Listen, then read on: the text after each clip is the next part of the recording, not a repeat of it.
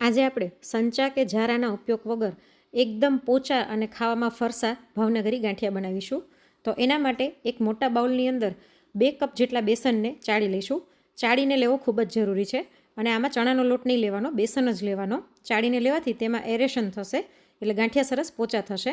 તો અહીં 2 કપ લોટને મેં ચાળી લીધો છે. આને સાઈડમાં રાખી એક લોટી લઈ લઈએ. તેની અંદર 5 કપ તેલ લઈ લઈશું. આ પરફેક્ટ માપ છે, આ માપથી જ તમારે બનાવવાના. સાથે 5 કપ પાણી, અડધી ચમચી જેટલું પાપડ ખાર અને 1 ચમચી મીઠું નાખી દીધું છે અને આની અંદર મેં બ્લેન્ડર ફેરવી દીધું. તો આપણું મિશ્રણ એકદમ સરસ સફેદ થઈ ગયું છે. હવે આ જ મિશ્રણથી આપણે લોટ બાંધવાનો છે. તો આપણે લોટ લઈ લઈએ. તેની અંદર આપણે અડધી ચમચી જેટલા અજમાને હાથેથી ક્રશ કરીને નાખી દઈશું અને સાથે અડધી ચમચી જેટલો કાળા મરીનો ભૂકો નાખી દઈએ.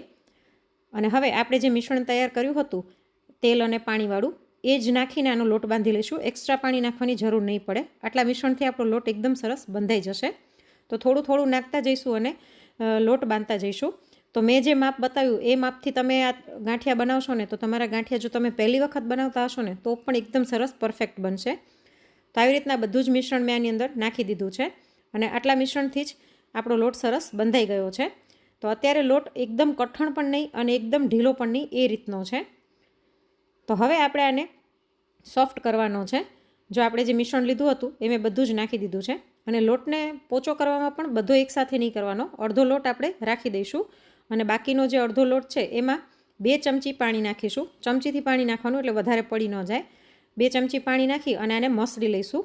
2 થી 3 મિનિટ મસળવાનો એટલે આનો કલર પણ ચેન્જ થઈ જશે અને લોટ એકદમ સરસ પોચો થઈ જશે. તો જો લોટ આટલો ઢીલો આપણે રાખવાનો છે અને બંને લોટમાં હું તમને કલર ડિફરન્સ બતાવી દઉં. જો આપણે જે મસળો એકદમ સરસ સફેદ જેવો થઈ ગયો છે. તો હવે આના ગાંઠિયા પાડવા માટે થઈ અને મેં તેલ ગરમ થવા રાખી દીધું છે લોટ મસળ્યો એ પહેલાં જ.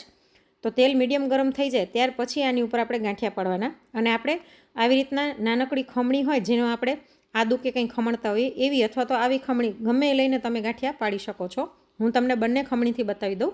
આવી રીતે કડાઈ ઉપર આપણે આને પકડીશું અને લોટને ઘસતા જઈશું અને જેવો ગાંઠિયો તેલમાં પડે છે એવું તરત જ ફૂલીને ઉપર આવી જાય છે અને એકદમ સરસ સફેદ બને છે, તમે જોઈ શકો છો. આ ગાંઠિયાને આપણે મીડિયમ ફ્લેમ પર જ તળવાના છે. એકદમ સરસ ફૂલીને ગાંઠિયો ઉપર આવી જાય છે અને ગાંઠિયા કેટલા ફરસા બન્યા છે હું તમને બતાવી દઉં.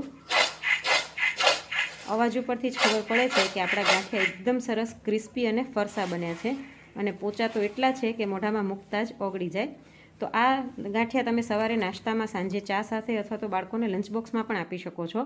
અને આપણે જેટલો લોટ લીધો હતો તેનાથી 300 થી 350 ગ્રામ જેટલા ગાંઠિયા બનીને તૈયાર થયા હતા. આની ડિટેલ રેસીપી મારી ચેનલ પર આપેલી છે.